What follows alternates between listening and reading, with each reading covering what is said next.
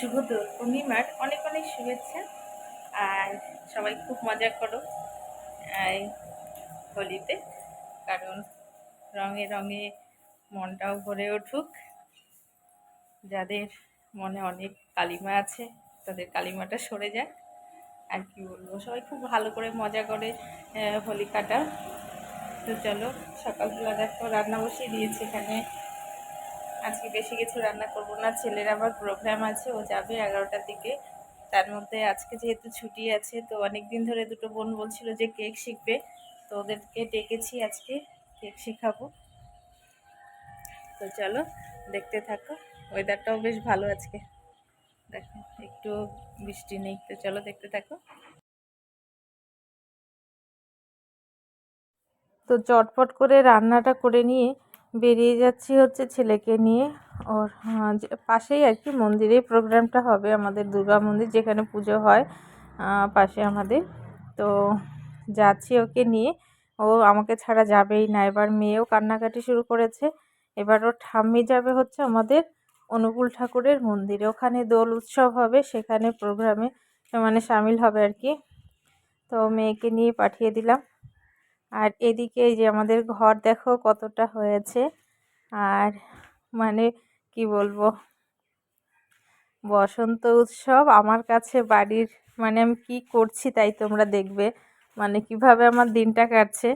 তো এই যে এইটুকু কাজ মানে করছে দাদারা, এদেরকে এটা ওটা দেওয়া, জানালা কোথায় বসবে, কোনটা কোথায় বসবে। তারপরে এই যে একটা বোন এসছে, বোনকে আমি কেক শেখানো, ওরা দু বোনই আসার কথা ছিল, তো এক বোন আবার আবির খেলতে গেছে বলে আসেনি, ও একা এসছে। আর এই কেকটা অর্ডার আছে, স্পাইডারম্যান কেক। তো এটা বানিয়েছি। আর এদিকে জানো মেয়েকে পাঠিয়ে দিয়েছে আধা ঘন্টা একটু রেখো ঠাম্মি। তো ওকে ঘুম পাড়িয়ে তারপরে একটা বাচ্চা পাশে ছিল, ওকে বললাম, তো আমরা তো উপরের ঘরে থাকি, তো উপরের ঘরে ওকে ঘুম পাড়িয়ে বললাম তুমি একটু বুনুর পাশে থাকো, আমি কেকটা শেখাই আর কি।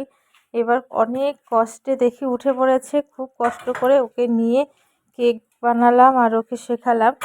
এবার দেখো প্রচুর বাসন হয়ে গেছে।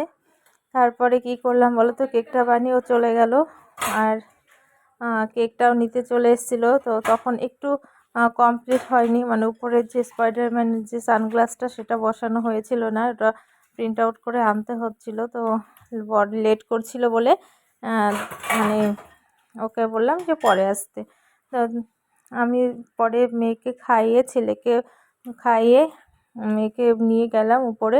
3:30টার সময় ওকে ঘুম পাড়িয়ে, কটার সময় উঠলো বাবা, 5টা 5:30টায় উঠলো। অতক্ষণ আমার পায়ের উপরেই ও শুয়েছিল আর কি, বারবার উঠে যাচ্ছিলো, যেহেতু ওর দুপুরের ঘুমটা হয়নি ভালো মতো, ওই জন্য খুব মানে বিরক্তি করছিল।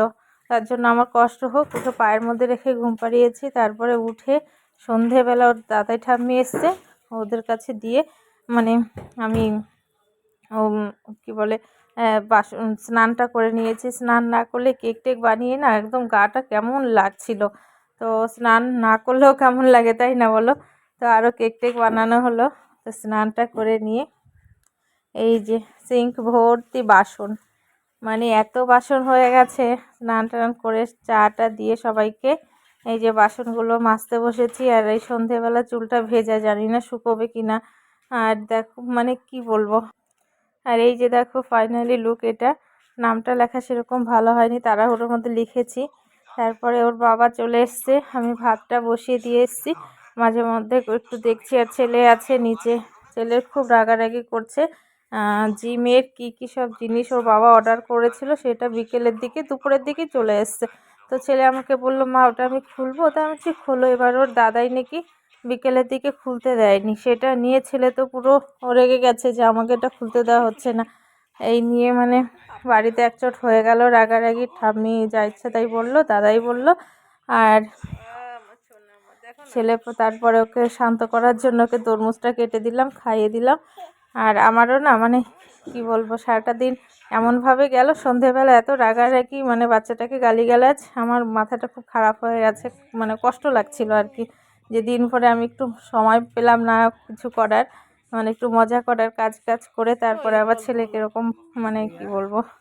তো যাই হোক, সব মিলিয়ে মোটামুটি এরকমভাবেই আমার দিনটা কাটছে। আর এই যে বড়মশাই শুয়ে আছে, মেয়েকে নিয়ে খেলছে। তো আজকের মতো এ পর্যন্তই। সবাই ভালো থেকো, সুস্থ থেকো।